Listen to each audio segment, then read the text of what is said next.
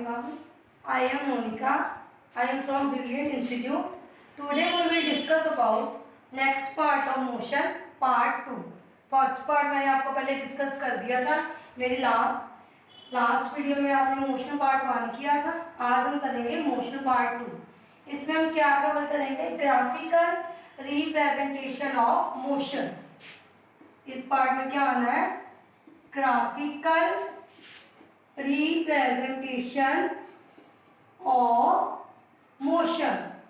मतलब कि कोई भी मोशन है, ये हम पहले सारा डिस्कस कर चुके हैं कि मोशन क्या होती है, रेस्ट क्या होती है. अगर किसी को कोई भी डाउट है तो मेरी प्रीवियस वीडियो में जाके आप चेक कर सकते हो कि मोशन क्या है, 1 डायमेंशनल मोशन क्या है, 2 डायमेंशनल मोशन क्या है. तो ग्राफिकल रिप्रेजेंटेशन में सबसे पहले आएगी लीनियर मोशन. लीनियर मोशन कौन सी होती है? Motion in state in A line. ठीक है, कोई भी मोशन हो रही है तो कर्व नहीं है, स्ट्रेट हो रही है. ठीक है, तो उसको क्या, कौन सी मोशन करेंगे? Linear motion. तो लीनियर मोशन को हमने कहा कैसे रिप्रेजेंट करना है? By graphical method. अब ग्राफ का सबको पता है, मैथ्स में करते हो कि ग्राफ क्या होता है. एक एक्स एक्सिस होती है आपकी सिंपल ग्राफ, एक कौन सी एक्सिस होती है? वाई एक्सिस, जैसे हम मैथ्स में करते हो. सेम टॉपिक है. तो यहाँ पे भी हमने क्या बनाना है? ग्राफ बनाना है. तो ग्राफ कैसे कैसे हो सकता है? कौन कौन सी टर्म्स की थी हमने? Displacement, displacement. सेकेंड टाइप को क्या था? वेलोसिटी. थर्ड क्या था? एक्सेलरेशन. ये 3 चीजें होती हैं. तो एक और ये बोले थे टाइम. टाइम तो सब में आएगा क्योंकि हमने टाइम के अकॉर्डिंग मेजर करनी होती है किसी चीज को. तो कौन कौन सा ग्राफ बनेगा? ग्राफिकल रिप्रेजेंटेशन में कौन कौन से ग्राफ आएंगे? Displacement time graph, velocity time graph and acceleration time graph. तो 3 टाइप्स ऑफ ग्राफ करने हैं हमने. वो हमें क्या बताते हैं, उससे हम मोशन को कैसे स्टडी कर सकते हैं, ये सारी चीजें. तो फर्स्ट ग्राफ कौन सा आएगा? Displacement time graph.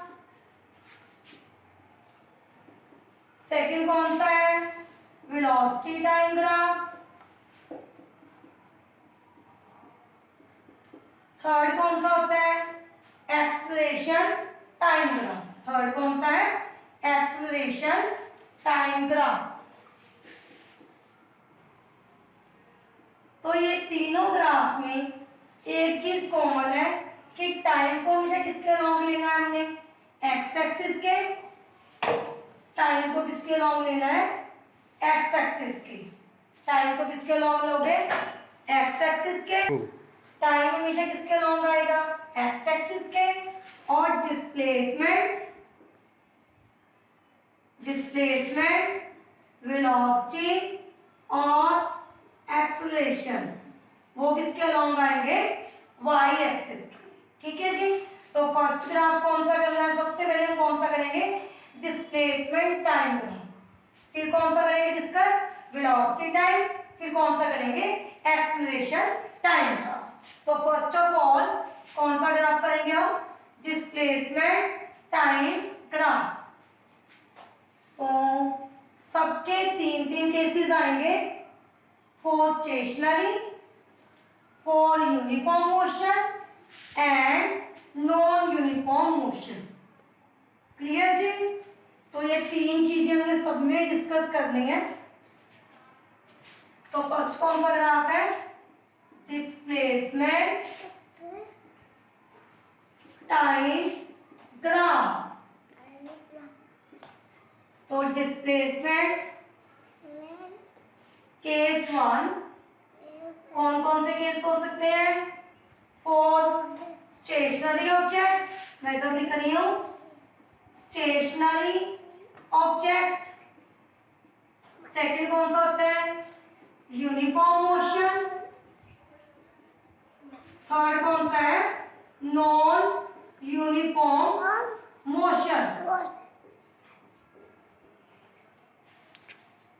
तो स्टेशनरी ऑब्जेक्ट के लिए क्या करोगे, जैसे मैंने पहले ही डिस्कस किया है कि टाइम को हमेशा किसके अलॉन्ग लेना है, एक्स एक्सिस के, और डिस्प्लेसमेंट किसके अलॉन्ग आएगा, वाई एक्सिस की। तो स्टेशनरी का क्या मतलब होता है कि विद रिस्पेक्ट टू उसकी पोजीशन चेंज नहीं होगी। तो हम कोई भी पॉइंट पे देखेंगे, अगर हम वन ग्राफ की इधर लाइन्स ले लो 1 2 3 4 5 6, ठीक है, तो जब हम 1 मिनट पे देखते हैं ऑब्जेक्ट की पोजीशन तब भी यही है, 2 पे देखा तब भी यही है, 3 पे देखा तब भी यही है, 4 पे देखा तो पोजीशन चेंज नहीं ना हो रही, सभी पॉइंट पे पोजीशन क्या आ रही है, सेम। उसका ग्राफ क्या आएगा, parallel to time axis. Graph क्या आएगा, पैरेलल टू टाइम एक्सिस, ठीक है जी। तो for stationary object displacement time graph किसके पैरेलल होता है, टाइम एक्सिस की। क्लियर, क्यों, क्योंकि उसके with respect to position change नहीं हो रही है, पोजीशन क्या रह रही है, फिक्स रह रही है, फिक्स रहेगी तो हर एक पॉइंट पर पोजीशन क्या रही, सेम, टाइम बढ़ रहा है, पोजीशन क्या है, सेम, तो इसलिए ग्राफ क्या आएगा, parallel to time axis. Clear, और इस केस में स्टेशनरी में फॉर स्टेशनरी ऑब्जेक्ट वेलोसिटी क्या होगी, जीरो, वेलोसिटी क्या होगी, जीरो। ये तो कॉमन सी बात है कि अगर कोई चीज मूव ही नहीं कर रही तो उसकी वेलोसिटी क्या है, जीरो। क्लियर, ठीक है जी। अब नेक्स्ट है फॉर यूनिफॉर्म मोशन, कौन सा करना है, केस 2 क्या है, यूनिफॉर्म मोशन। वो देखो यूनिफॉर्म मोशन का क्या मतलब होता है कि उसकी हर एक पॉइंट पे वो इक्वल क्या करना है, डिस्प्लेसमेंट कवर करना है, कि उसका डिस्टेंस क्या है, जैसे फॉर एग्जांपल अगर 2 मिनट में 2 मीटर जा रहा है, फिर 2 मिनट में क्या रहेगा, 2 मीटर, तो इक्वल डिस्टेंस यूनिफॉर्म मोशन।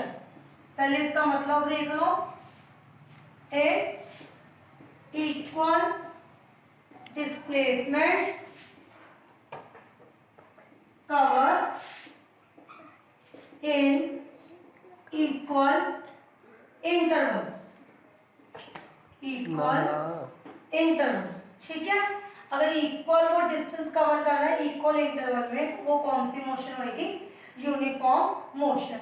तो ग्राफ वही है, एक्स एक्सिस बना लोगे, वाई एक्सिस, टाइम, इस साइड क्या आएगा, डिस्प्लेसमेंट, क्या आएगा, डिस्प्लेसमेंट। तो equal distance in equal interval, तो इधर ले लो 1, ये ग्राफ में आप कुछ भी आप पॉइंट्स ले सकते हो, मैं सिर्फ समझाने के लिए बना रही हूँ।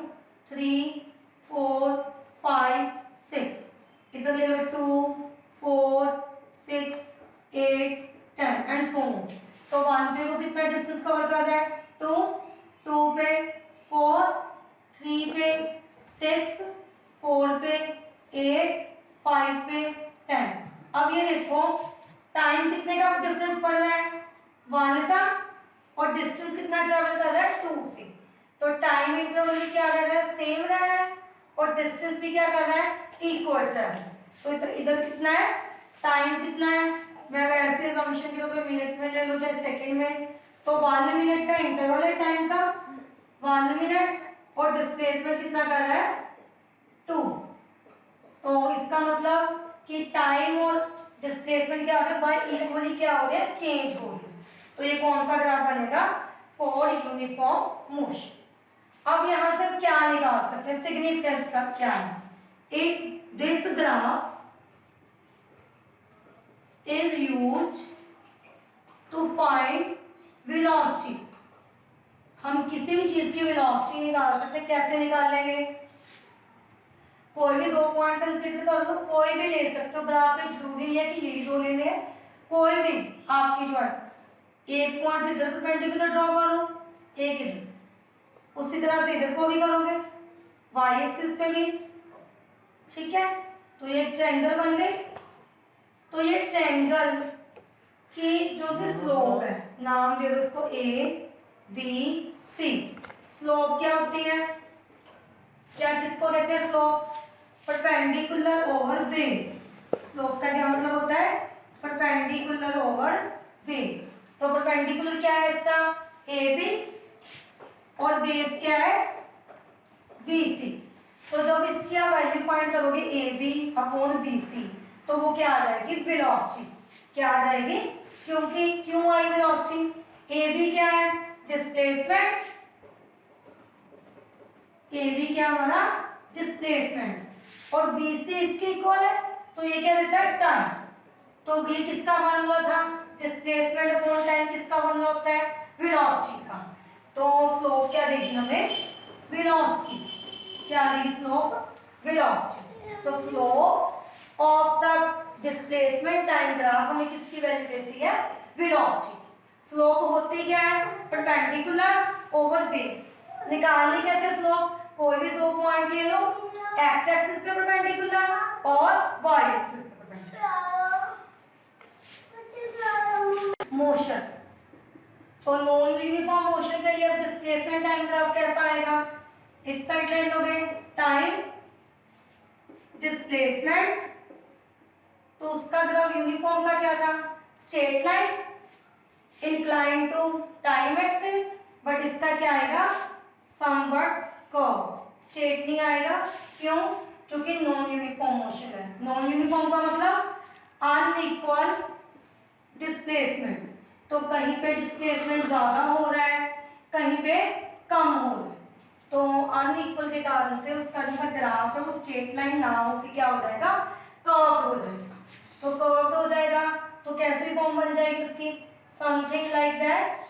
तो इसकी स्लोप हम निकाल नहीं सकते, तो स्लोप निकालने के लिए हमें क्या ड्रॉ करना पड़ेगा, यहाँ पे टेंजेंट, क्योंकि कर्व है ना, थोड़ा सा कर्व बना लो इसको ऐसे, ठीक है। तो स्ट्रेट तो है नहीं, तो कोई भी पॉइंट कंसीडर करोगे जो सा भी, उसके ऊपर पहले क्या ड्रॉ करोगे, टेंजेंट, ठीक है जी। टेंजेंट ड्रॉ करके फिर उसकी क्या निकालोगे, स्लोप फाइंड करोगे। तो स्लोप क्या आएगी, slope, how to find slope, by drawing tangent. Tangent क्यों ड्रॉ करना है, क्योंकि ग्राफ क्या है, कर्व है, तो टेंजेंट ड्रॉ करोगे तो स्लोप आएगी। तो अनइक्वल डिस्प्लेसमेंट है, तो वेलोसिटी सभी पॉइंट पे क्या होगी, different. Velocity is different at all point because it is non uniform motion.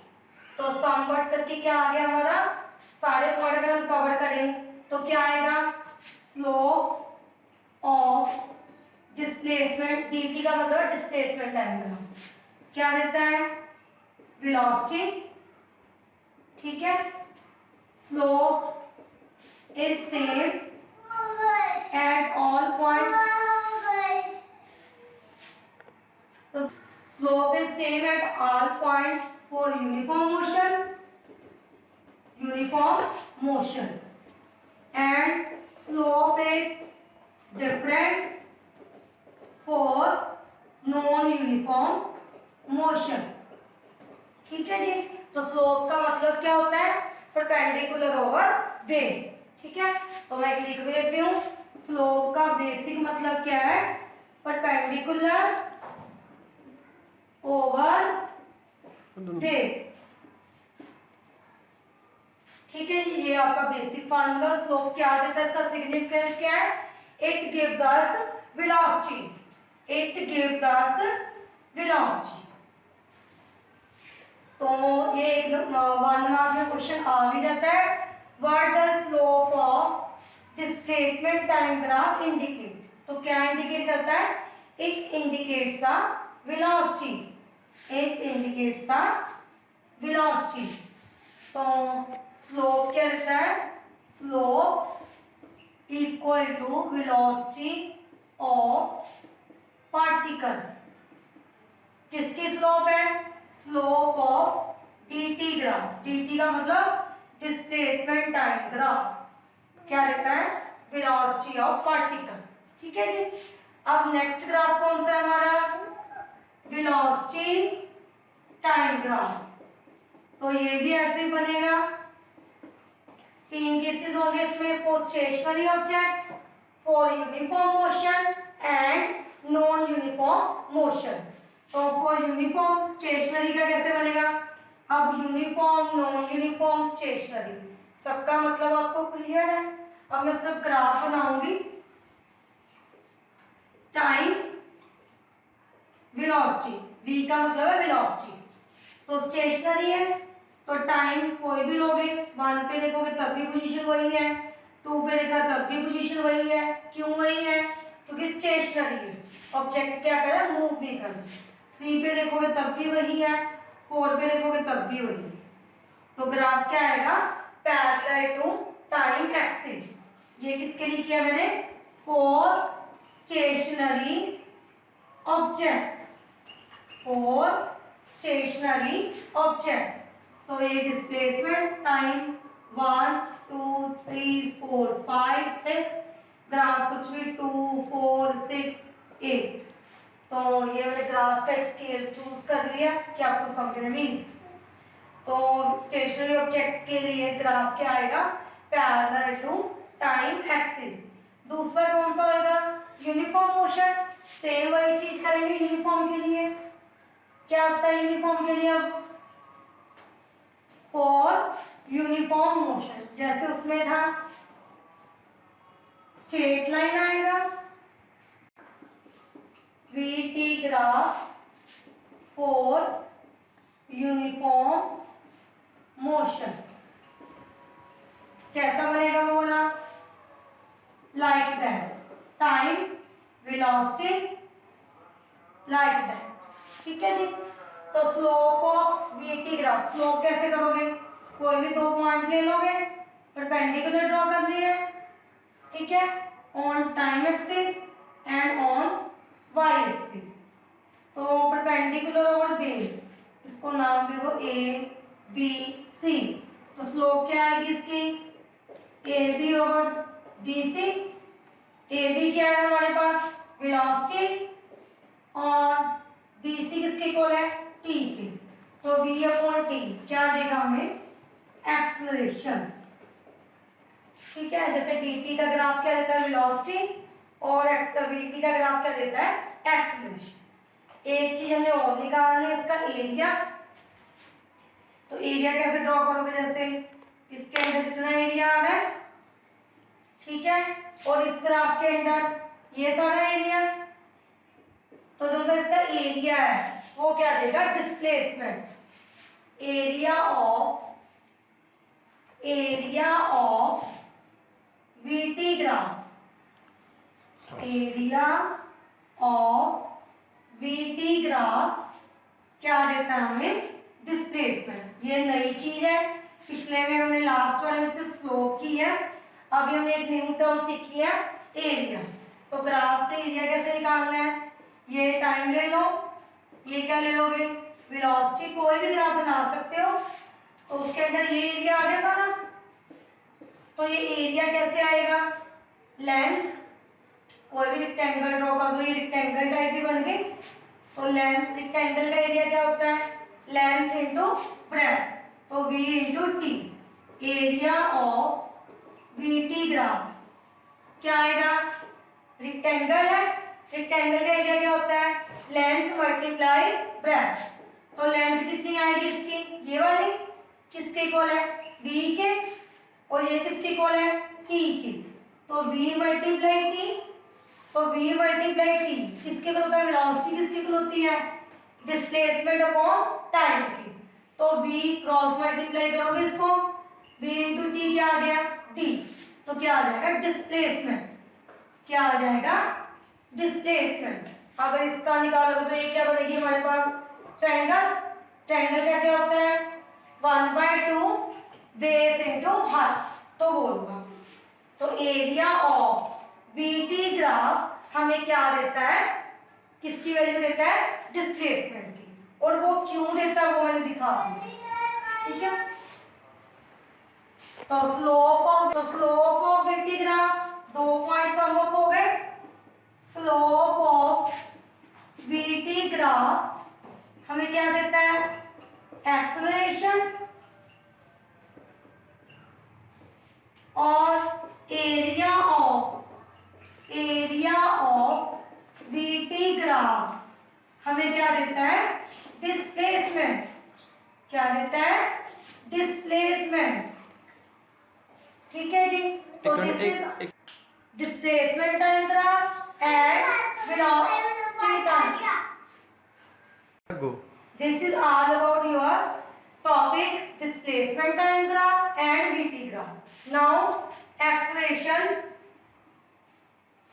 Time graph. अब एक्सेलरेशन का मतलब सबको पता है क्या होता है? क्या होता है?